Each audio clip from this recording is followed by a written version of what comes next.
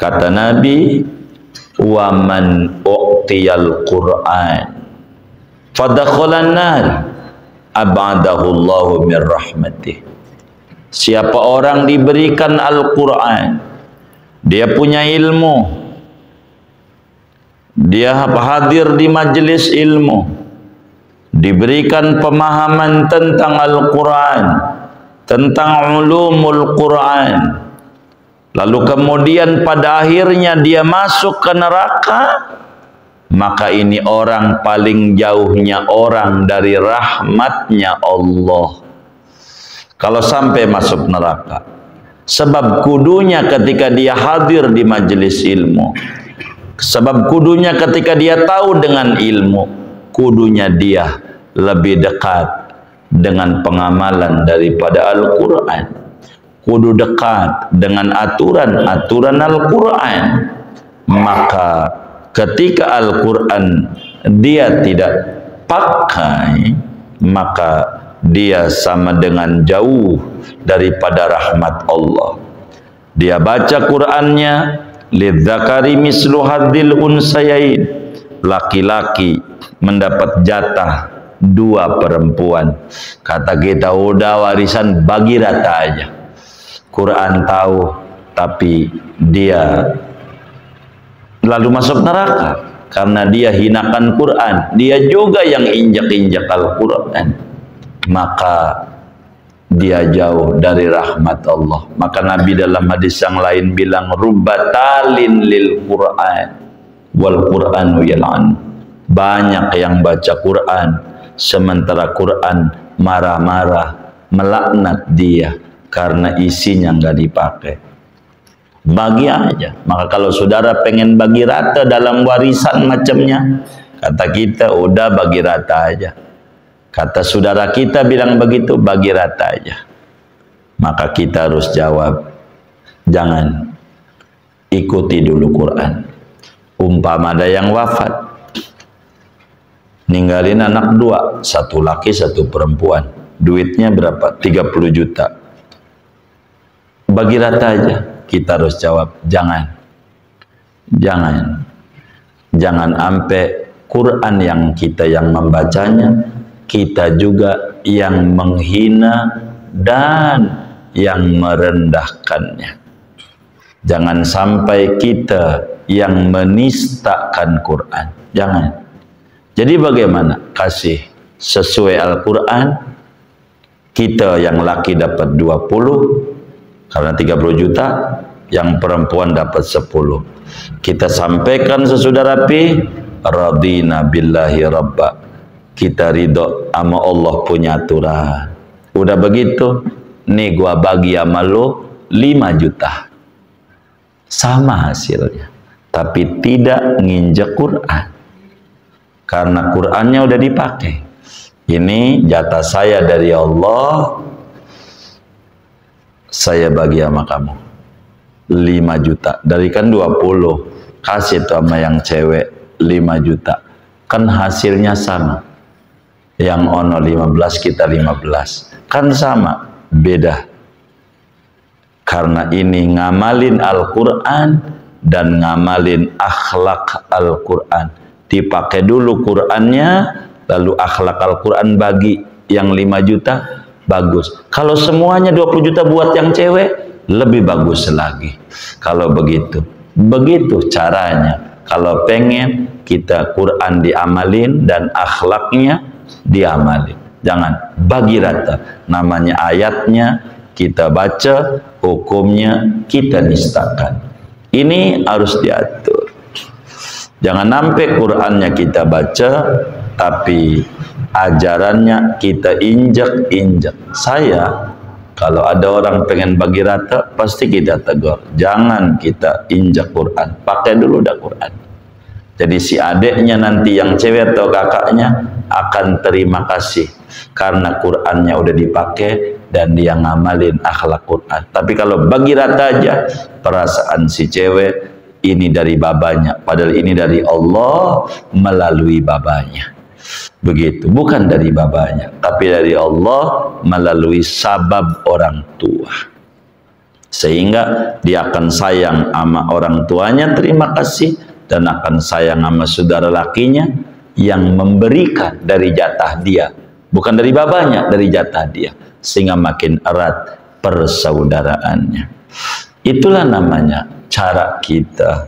Jangan sampai apa yang dikata oleh Nabi, man u'tiyal Qur'an, siapa diberikan Quran, dia tahu, dia baca Qurannya, aturannya baca, pada akhirnya dia hinakan Quran, hukumnya enggak dipakai, fadakhalan nar, ujungnya masuk neraka. Hukum waris jadi hilang gara-gara kita tidak mau memakai aturan Al-Quran. Maka bila masuk neraka, ab'adahullahu min rahmatih, Allah jauhkan dari rahmatnya.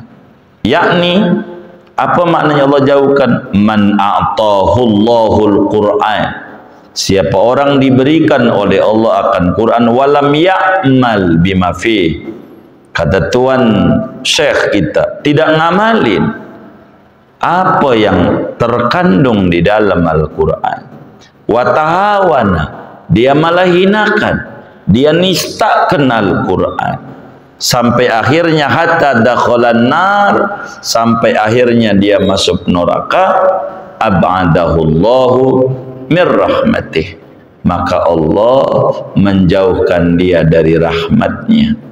Kenapa? Li'annahu huwallazi fa'ala biridha'i nafsihi haitsu lam ya'rif hurmatal Qur'an. Kenapa Allah jauhkan? Karena dia lebih memilih kesenangan jiwanya, kesenangan nafsunya dibanding mematuhi perintah Allah, sampai akhirnya dia tidak mengerti bagaimana harus menjunjung tinggi kemuliaan, keagungan dan kehormatan Al-Quran. Maka oleh karena itu, saudara-saudara sekalian yang mulia, maka kita harus mengerti tentang keagungan Quran pelan-pelan, dari apa yang kita pelajari, apa yang kita ketahui, sedikit demi sedikit kita amalin, menselaraskan perilaku kita dengan perilaku Qurani, sedikit demi sedikit, pelan-pelan, setahap demi setahap, untuk menuju kedekatan dengan rahmat dan kasih sayang Allah Subhanahu wa ta'ala. Pelan-pelan amalin.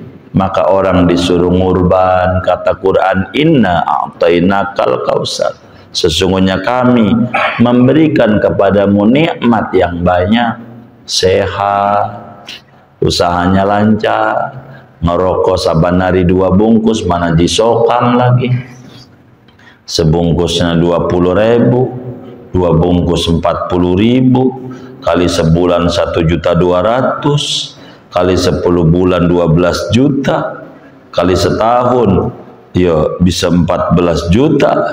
Begitu. Lalu Idul Adha ngantri daging kurban mulu, begitu ngantri mulu, malah nyalain pengurus masjid. Mang dasar pengurus yang sekarang ini sentimen sama gua, najong banget, najong. Ini namanya ndak ngerti dengan nikmat yang ada. Fasholli li rabbika wanhar, hubungan dengan Allah dan hubungan dengan sesama. Sholli li rabbika vertikal, wanhar namanya hubungan dengan sesama, berkurbanlah. Begitu untuk ngamalin Al-Quran. Jangan setiap Idul Adha selalu berpikir di otaknya beli tusukan mulu sama areng, begitu yang dibeli kurban. Jangan tusukan mulu, gampang tusukan. Idul Adha tuh tusukan mulu sama areng, tusukan sama areng, belilah. Kalau lagi Samsung sebungkus saja 20.000, sebulan 20 kali 30 ya 600, 10 bulan 6 juta, 2 bulan lagi 1,2, 7.200.000, ya dapatlah kambing, bisa 2 itu. Begitu, paling enggak tuh yang gede bisa. Masa ngerokok bisa 4 bungkus bisa. Tiap tahun belinya arang mulu arang. Emang ada yang kayak begitu? Enggak ada, alhamdulillah. Nah, orang sono, ya Allah kasihan yang gak ngaji, disalahin mulu sama yang ngaji. Jangan, kita nyalahin diri kita pelan-pelan. Kalau kita nggak ada Idul Adha besok, paling tidak azam niat, semoga Allah kasih usaha lancar, tahun depan saya ngorban. Begitulah kita hidup. Jangan kita beli areng gitu. Ini repot, areng mulu, jangan. Gampang itu, gampangnya kayak gitu. Kita amalin Quran, jangan Al-Qurannya kita baca isinya nggak mau mulu. Begitu, tiap tahun kita baca Al-Quran, khatam tiap Ramadan. Begitu, kemudian belinya areng mulu areng. Ini jauh dari rahmat Allah kalau begini, nih jauh. Bila ngerokok handphone mau gonta-ganti, Samsung S7, kambing nggak kebeli. Nah, kita belajar pelan-pelan, biar kita hidup kita barakah. Mudah-mudahan Allah beri taufik dan hidayah kepada kita semuanya. Kita makin mengerti hari-hari kita, ujian yang Allah berikan kepada kita bukan untuk menghinakan kita, dan tak perlu banyak protes kepada Tuhan, tapi perlu ketenangan lagi ujian, diam, zikir, memohon, munajat sampai selesai dari ujian. Bolehlah kayak anak-anak SMA coret-coret baju, senang-senang karena udah lulus dari ujian. Kapan lulus ujian? Kalau kaki udah menginjak di bumi surga, itulah orang udah lulus dari ujian. Kalau di dunia biasa, ujian itu ada. Yang sabar dalam menghadapi musibah, yang sabar dan yang sabar. Allahumma ja'alna minas sabirin. Amin ya rabbal alamin. Segini aja.